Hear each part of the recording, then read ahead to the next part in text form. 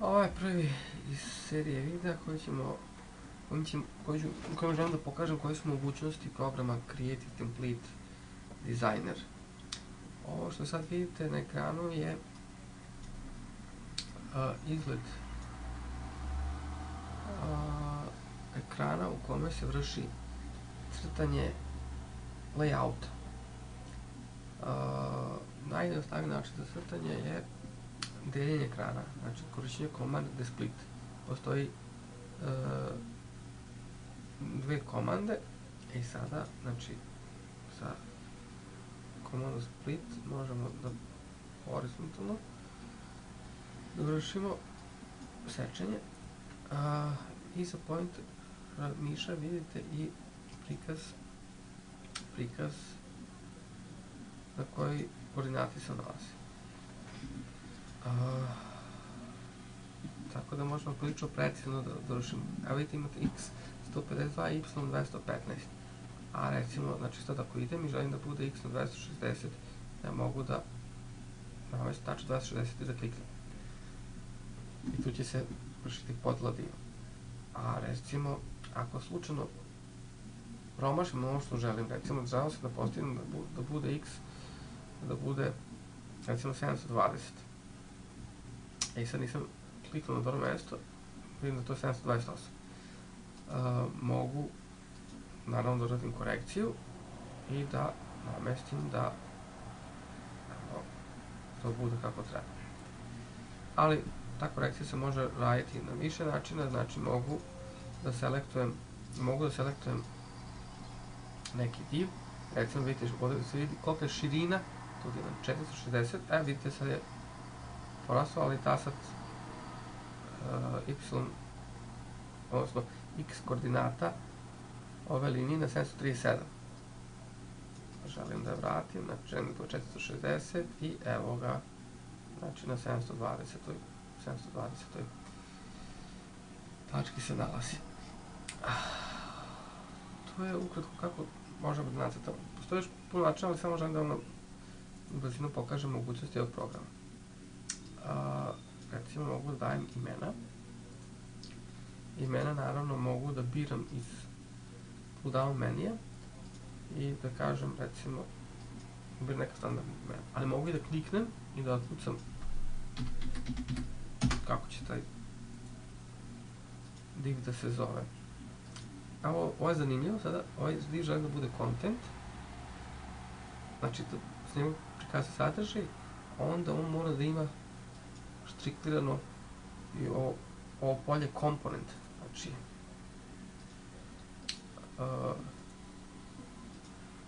evo recimo sad sam na brzaka napravio neki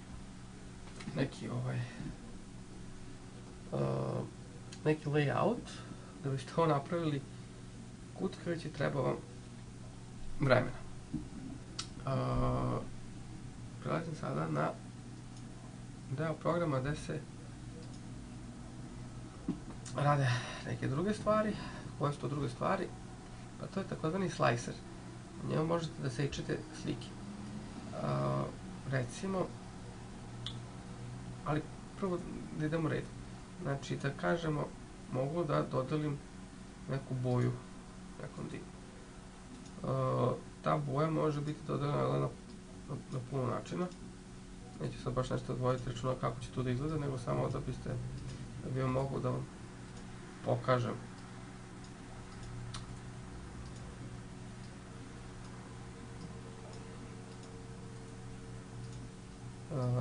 Naravno,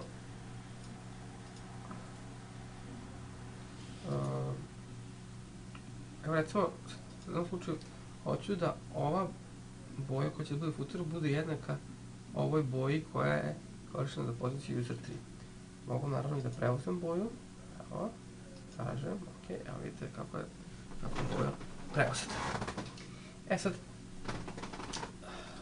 šta je još, recimo, interesantno da se ovde pokaže? Pa može da se uveze neka slika i da se postavi. Kako? Pa evo, kliknem ovde, import slike, desna slika, recimo, neki GIF, evo, computers, i bit će pozicioniran u sredini diva. Ali recimo, šta sad želim da tu pozicioniram još neku sliku. Recimo, želim da pokažem čime se vrše plaćanje. Pa evo, recimo dole desno, moram da selektujem sliku, dole da, i dole desno. I vidite, mogu staviti u jednom divu i više slika. A za početak ovo je sasvim dovoljno. Samo da kažem definiciju, recimo mogu i ovako da, evo sad ovako,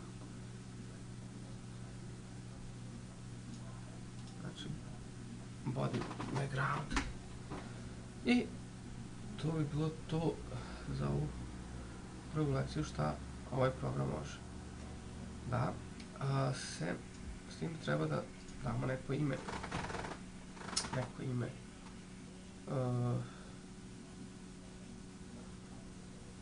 ovom templateu, ime 1. Naravno da ovdje možete popuniti description podatke, naravno možete sad taj template da snimite i naravno taj template može da se jednostavno učita u vašu džunglu. Dobro. Evo ovako, startovat ćemo.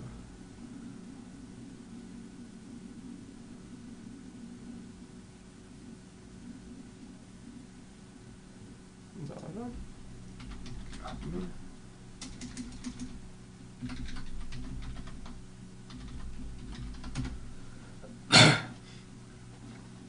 I evo, instalirat ćemo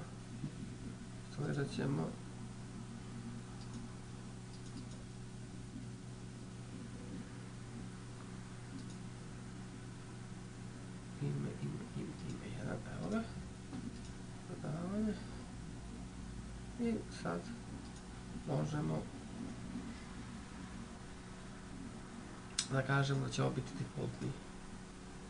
defaultni template, i evo kako to sad izgleda. Vidite, na brzaka napravili smo jedan template. Kasnije